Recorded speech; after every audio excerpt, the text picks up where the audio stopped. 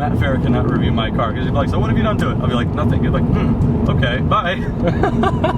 Hey guys, Brandon here with Exotic Cars 19. I'm with Riley from RP Productions. He's in town, Austin, Texas. Just you come to Cars and Coffee, and you're originally from Houston. Yes, sir. So if you don't know about him, check him out. He's got a lot of videos. Tell him about your videos with your Scat Pack. Well, I own a plum crazy purple 2016 Dodge Charger Scat Pack, so very bright and obnoxious. And I have a bunch of videos on the channel with like car reviews, installation guides, and product reviews, etc. So yeah, I just came to visit Cars and Coffee. Brandon was nice enough to let me take a ride in his BRZ. We're out. You're welcome. Gonna do some cruising on some cool back roads today. This is my first time ever being in a BRZ. And a lot of people don't know this, but I actually kind of considered buying a BRZ a while back. So I've never ridden in one. This is the first time. I mean, we've been in here for 3 minutes, and so it's kind of like a first impression video for me. Yeah, we're just hitting up Lime Creek Road. I don't know how many people are from Central Texas, but I do a couple of videos out here. Lime Creek Road is a very kind of tight, technical road that's good for the BRZ. And when I was in the buying process of this car, I considered some other things with like a little bit more power and all that stuff. Ultimately went with the BRZ because of our hill country roads, and so far I'm happy with that decision. But yeah, I just figured while Riley's in town, we'll show him how some Central Texas hill country roads are, and we'll probably switch seats. He'll take me for a ride in the Scat Pack later. He'll probably put that on your channel. So just to let you know, floor, about 4,000, 5,000, that's where it kind of picks up a little. So what's redline on this car? Redline, never really brought to full redline, but it starts to get there at 7,500 RPM here. Okay. The tag goes all the way to 9,000, but you're not gonna do that. Yes, that's so weird. I mean, I guess is it all 4 cylinders are kind of like that generally, like down low? Yeah, I don't know. I don't know. I never driven any of the turbo, like, you know, STIs or anything like that. But with this, this is like really the only time I looked into like 4 cylinders. I was never really a Subaru guy. I just kind of liked the look of the BRZ. Oh yeah, definitely. And then I kind of got into it. Heard the 4-cylinder, 2-liter boxes were kind of reliable and bulletproof, and just kind of wanted something like that until something else comes down the road. So you, after owning this car, do you think that the BRZ needs more power, or are you satisfied with it? It's such a controversial thing, and people on YouTube are gonna go crazy, but I think the BRZ was made with a special purpose out of the factory, and that is just to go on a road like this and enjoy it and feel like you're faster than you are. And I said that on a lot of my videos, like some of like the updates or things I like about the BRZ. I mentioned it to where in the vet, I've taken the vet on this road, and it's a ton of fun. Taking a lot of like powerful cars on this road, and of course it's fun, but you have to really watch it because you shorten it straight like nothing else. Yeah. Whereas here, you're actually really going through your gears. You're really like flooring it like I am now. And we're not going that fast, but I feel like I'm having fun. So it's definitely a driver's car. Yeah. So if you were to put more power, I don't know how hard it is to do that, but maintaining the you know, reliability of it. And the balance. And the balance, the very low center of gravity. If you could manage to keep all that, keep the reliability, and give it some more power, you can't go wrong. So I'm curious to see what Subaru does when they finally do an STI. I think it's coming eventually. Should. I just can't see how they wouldn't. But as it sits, 200 horsepower from this thing, you know, it's on a road like this, you're gonna have fun. And that's kind of my take on it, is like, it's just a certain purpose on the BRZ. That just kind of, I don't know. I feel like they knew what they were doing out of the factory. And of course, we were gonna mention the Prius tires. It does have Prius tires. And they did that specifically because they don't grip that well. They're hard compound, and they're cheap to replace when you need to. Now, I've talked to other BRZ owners and FRS owners, and they change out to, they list some other tires. I don't know what the most popular one was, but they said that it grips a lot better and you could handle these roads a lot better.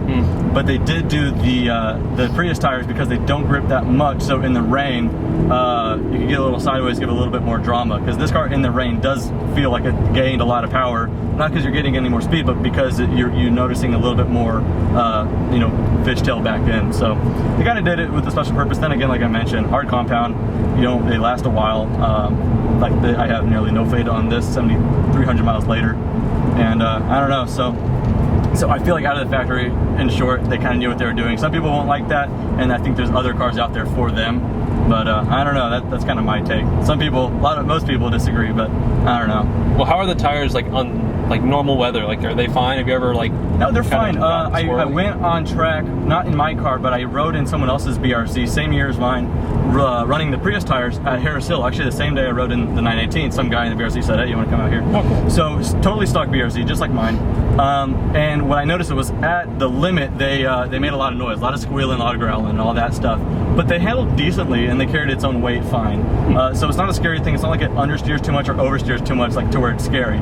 It's just when you want it to, it can oversteer like exactly what you want. So that's kind of like the thing with that. Now there are tons of tires like that I heard about, most like Michelin. The guy who mentioned that has the Series Blue as well. He talked about Michelin's on his. I forgot which ones they were. I don't know which ones. I haven't really looked into it because I'm fine with these. But they have great things to say about their new tires.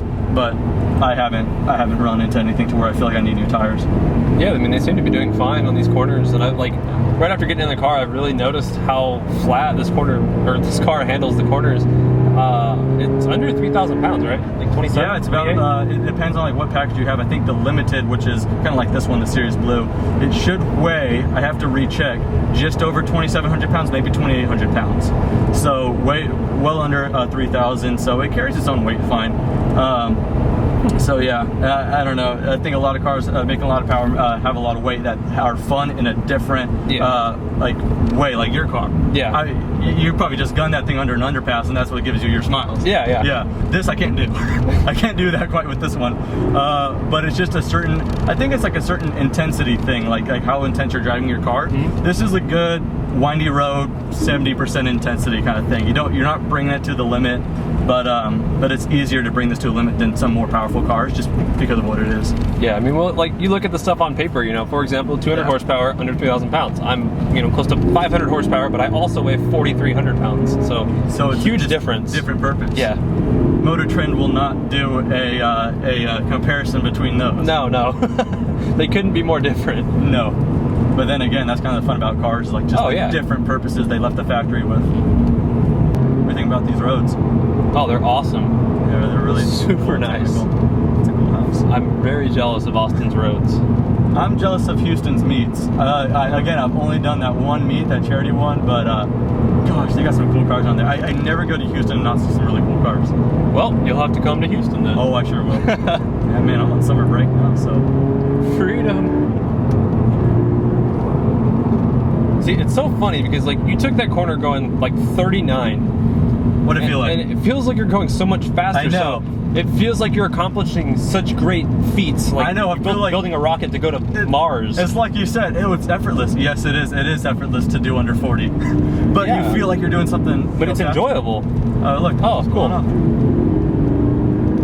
I won't honk for him as a thank you because I don't know if you saw my video of 8 things I just like the horn. Not so good. You want to hear it? Look at this. Isn't that great? Oh. I said it's like a Japanese scooter. Oh my. Thank you. That's so bad. It's funny. Yours probably sounds like get out of the way, please. That's my exhaust. Yeah. Yeah, I just like I said in that one video, I just resort to flashing. Like, okay. Yeah, I've learned that like I really don't honk at people much. I just kind of sit there and like I'll wait for them to do their stupid thing, and then I'll get up next to them and just kind of rev bomb them, just to like let them know like I don't like you, and then drive away. Yeah, no, they'll be like, is that electric? I don't know if it's one of them new Teslas. So this car, like, you really can just, you know, put the pedal down quite often. And, exactly. Okay. So it kind of gives you that freedom to where it's like kind of like an all or nothing gas pedal. Okay. Which is kind of reminds me of like a go-kart. Exactly. Yeah. And go-karts are the funnest thing on earth. Yep.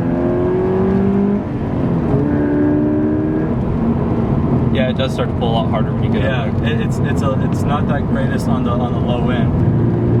Oh man, this thing handles so much better than my car. And we're doing 45, by the way. We're doing 5 over the limit. See, honestly, I don't even know how fast I can take these corners, but I can tell you right now, my car is light years behind in yours in handling. It'd be interesting to put our cars on like a track and just see like the difference. Oh my gosh, the Circuit of the Americas, you would smoke me just off the straights. Yeah, I guess it depends on how the track's set up. I mean, granted, my car doesn't do that bad. Yeah. But it's not anywhere near this. I mean, this is purpose built, you know, go fast around corners and enjoy. and that's. But then again, how what it fast does. are you going? Because it's so funny that on those corners where I'm having like a lot of fun with, I'm like, ooh, like if I was doing what I just did in that corner and I saw a cop go the other way, I'd be scared. But I look at my speedometer going, I'm not doing that much over. That's right. It's like this weird thing to where I feel like it is a go-kart in a way, but when that could be daily driven. Do you enjoy daily driving this car? Oh yeah, absolutely. Sucks in traffic. That's just manuals in general, though. Yeah. But I try to avoid traffic. There's not really a whole lot of reason why I should be there. I mean, I'm kind of on my own schedule, but for when I am in traffic, I really wish I wasn't. But I could be in a manual Koenigsegg CCX. I'm going to have the same stress. So it's not the car in general, but daily driving this when well, this isn't my commute road, but daily driving it to school when I did go and all that stuff, totally easy, totally livable. And then I get a lot of groceries with it too. My mom and I will take this to Costco and like some random thing when I just feel like driving it. You can pack a lot down there. These rear seats that aren't really seats, they fold down.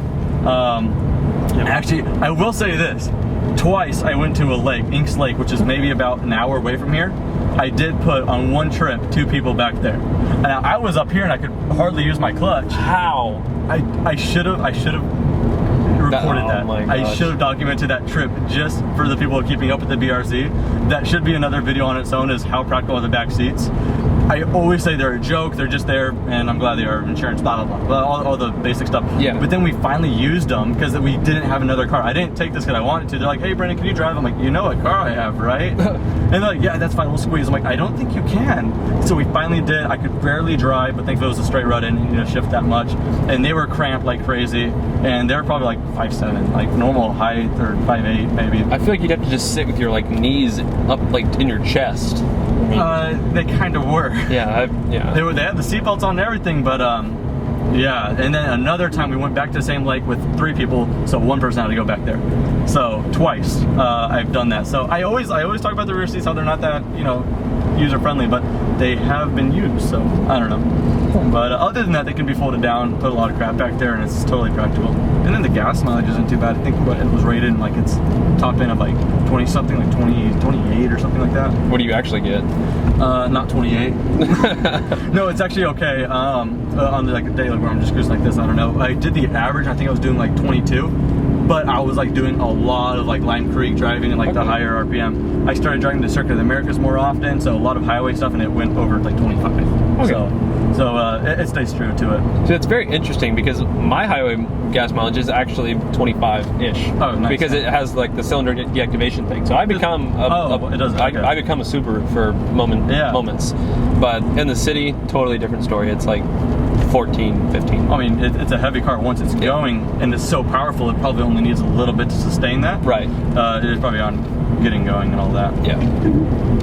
So here's an interesting question. If you had to get the 2015 Mustang, would you get the EcoBoost or the V6, and why?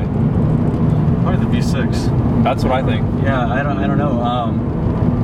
I can't really tell you why, other than I don't know. I just wanted to go with the first one that popped in my head. I just think the V6. And further down the road, again, I'm not really like this, and maybe I could be completely wrong. I feel like down the road, if you wanted to, there's more parts available for you. Is that true, or am I just taking shots in the dark? I don't know. Well, I know you can tune those EcoBoosts. Oh, can you? And there's like 70 pound-feet of torque right out of like a flash tune. Okay. So you could go that route, but like when I drove a stock EcoBoost and did a review over it, I wasn't that impressed with it. And like Ford was always like, oh my god, our EcoBoosts are so great. And I drove it and I was like, it's okay. Oh, really? But I would so much rather have one of these than an EcoBoost. This, between a V6 Mustang, that'd be a toss-up, but honestly, I think I would go with this just because the V6 Mustang is kind of like this, like it's not, fast. Right. But this handles way better than a V6 Mustang does. And also when you own a Mustang, like, no offense to any Mustang owners, but it kind of comes along with all that bad publicity about, oh, you drive a Mustang. So no, I feel like I love detailing my cars and cleaning, the front end of after every car show of like everyone that you hit. It'd be a little. I feel like it'd be a little taxing. I'm kidding. Sorry. Oh no, man. But I will say this though, and I mean the V6. You said you drove it. I've driven a tuned V6, and I've also driven the EcoBoost. So I feel like if I were gonna go American Muscle, I wouldn't do it unless I was going like big or go home. So that doesn't mean GT350R by any means. It means I'd probably get the 5.0. Okay, yeah. Well, guys, that concludes this random kind of drive with Riley. While he's in town, we just thought we'd cruise up Lime Creek and just kind of talk about some different things with this car or his. So right now we're gonna go hop over in his car, kind of do the same thing with you know, just talking about your car, how you like it and all that stuff. So we're just switching seats. So for that, go over to his channel. That's RP Productions on YouTube. Here's the link here and in the description, so you guys could go check him out. But until then, that concludes this video. Thank you guys for watching, and until the next one. Bye. You cannot close it for me. See ya. Adios.